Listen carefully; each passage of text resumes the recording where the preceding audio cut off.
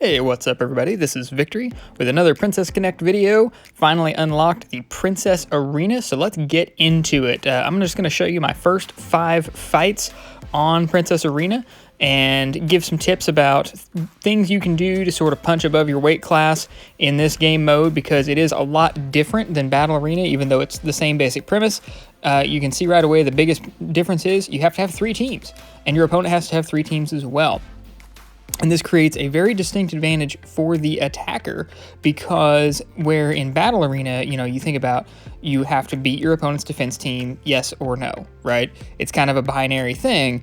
In Princess Arena, you can say, okay, I need to win 2 out of 3 because it is a best of 3 match format. So I got to win 2 out of 3. Maybe there's one of their teams that I really can't beat, but I can beat the other 2. And I just need to put all my effort into beating those 2 teams. So it creates a real advantage, at least in the lower levels for the attackers. I know in the higher levels, they actually hide the teams, but at those levels, that strategy becomes less of an option anyway. Because what you want to do just to climb early on in Princess Arena is find those people who have like 2 really good teams, but then one that's a little shaky, right?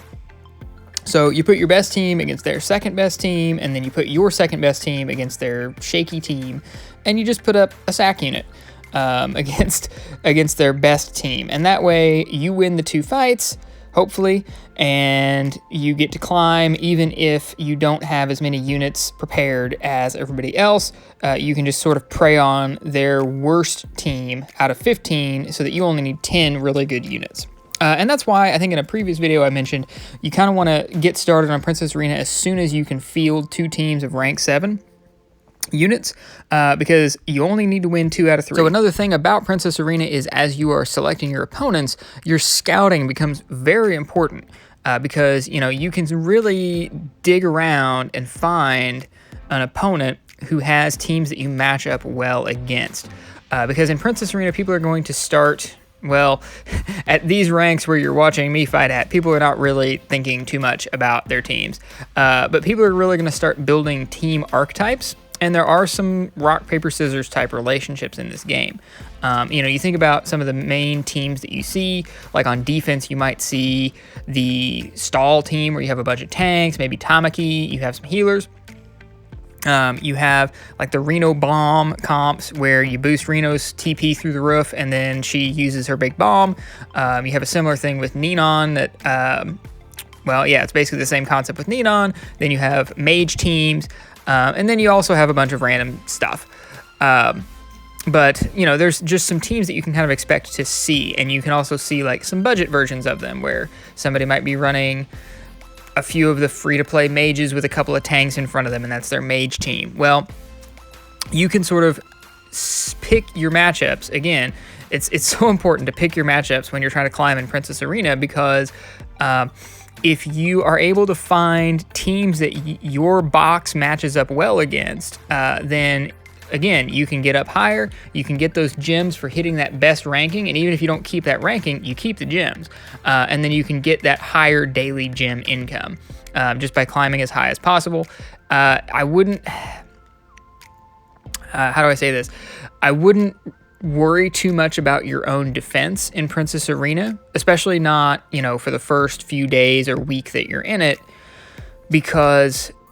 to really have a solid defense, you're going to need at least 15 units that go well with each other and are fully ranked up and leveled up and everything.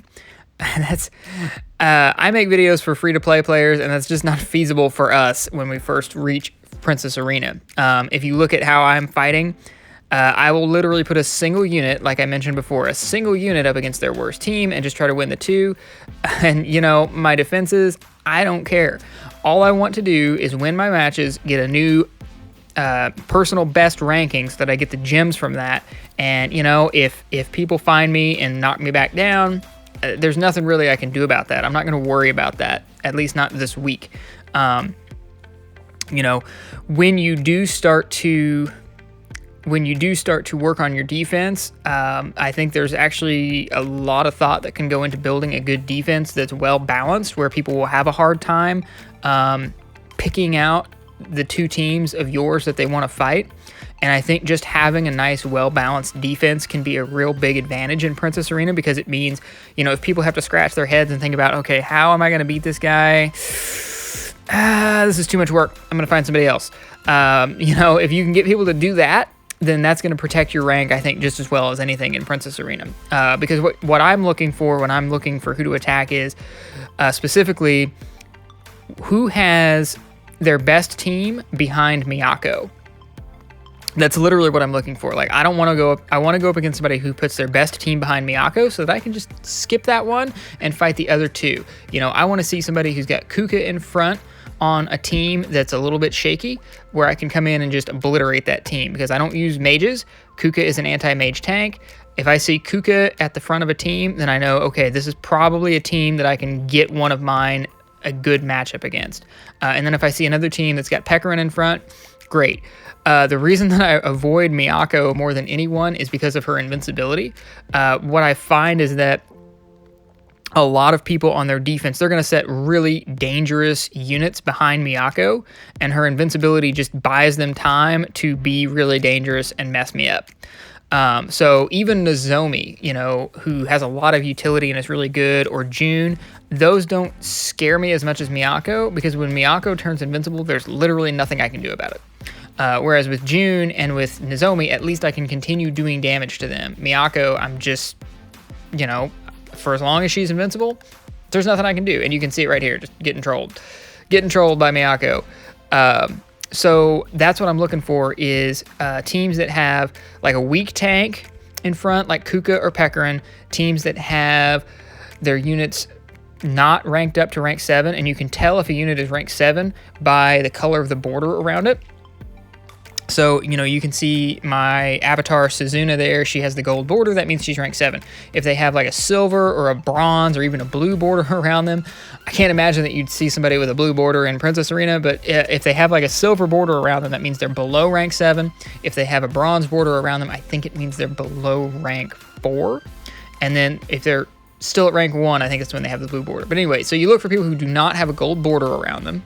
You look for people that don't have extra stars. So like if you know what the base star level of a unit is, you know, like Nozomi is base star 3, or Suzuna is base star 2. She starts with 2 stars when you draw her from the gacha. When people start to add stars to their units, those units become a lot more dangerous because they get a lot of stats.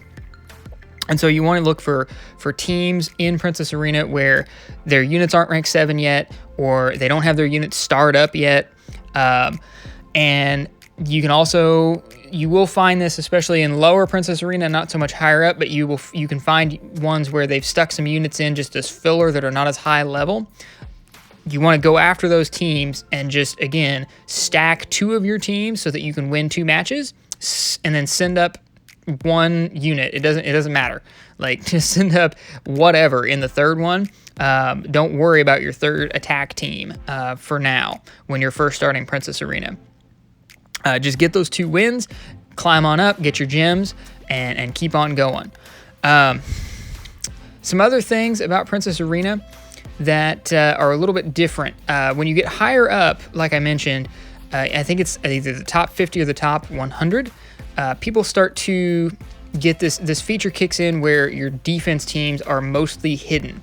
I think you can see either 1 or 0 units from people's defense teams instead of the whole team. So these strategies stop working after a certain point in Princess Arena, but that allows you to kind of be really creative with your defense and sort of set traps for people. It's really cool. I really like Princess Arena, and I'm really looking forward to playing it more. I think it can make for some good content if I can ever figure out how to be entertaining in battle videos. You know, I'm not YDCB, but I think Princess Arena has enough strategy and counter picking and things like that to it where, you know, the process of selecting what teams you're going to match up and all that stuff can be kind of an event in itself. So I really like that. I like thinking about picking my teams for Princess Arena, even though sometimes I goof up really bad on it, which I think if you are watching close, I have a couple of losses in here that are 100% due to just putting the wrong teams out. Basically, I think like I picked the wrong character for one of the teams, or I put I put my full team in against the enemy's team that I should have just put a sack unit in, you know. So your decisions actually matter in Princess Arena, which I think is pretty cool. And you have a lot of this what really is drawing me to Princess Connect as a game, is you have these strategic layers of picking the right units for the right situation, and that applies to PvP as well. Princess Arena really showcases that, I think. Obviously, I'm not at quite the level yet where I'm really thinking too hard about it, because I'm just using exactly as many units as I have ready. But as you start to get older in the game and you get more units raised up, you can start to really get into that strategy of picking the right units for the right situation, picking the right matchups against your opponents in the arena, and as well as in clan battles and other advanced content that is coming out for this game. So I think that's really cool. And, you know, I hope to be able to make some content that kind of shows off the strategic depth of this game as my own units and my own progression as a player keeps developing and evolving. You know, you can see from if you're watching the videos, you can see what a big difference just a couple of units like Mitsuki and June are making for me. And I'm really excited to see what happens as we get more units released into the game and there becomes more strategy to it. It's just really cool. So I wanted to end up here just sort of going over the Princess Arena shop and rewards. In the Princess Arena shop, you can see the shards here.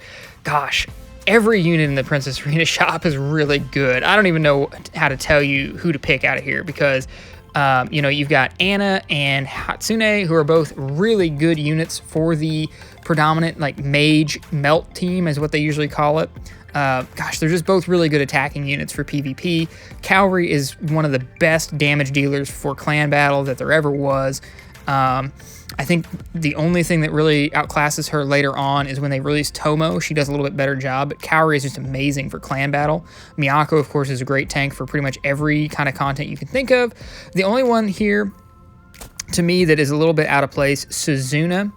Gosh, I really like Suzuna. I have used her all through my PvE. She's in basically every team that I make. But the thing about Suzuna is, once you get to Princess Arena and can farm her shards, she's kind of done her thing for you, because, you know, Suzuna I see as your early game carry kind of a unit where she gets you through Worlds 1 through 8 so that you can get to Princess Arena. So that's the only one in this Princess Arena shop where I'm thinking, you know, I can't really think of a good argument for getting her shards right away. But out of the other 4 units, it really just comes down to who you're using, because they're all so good.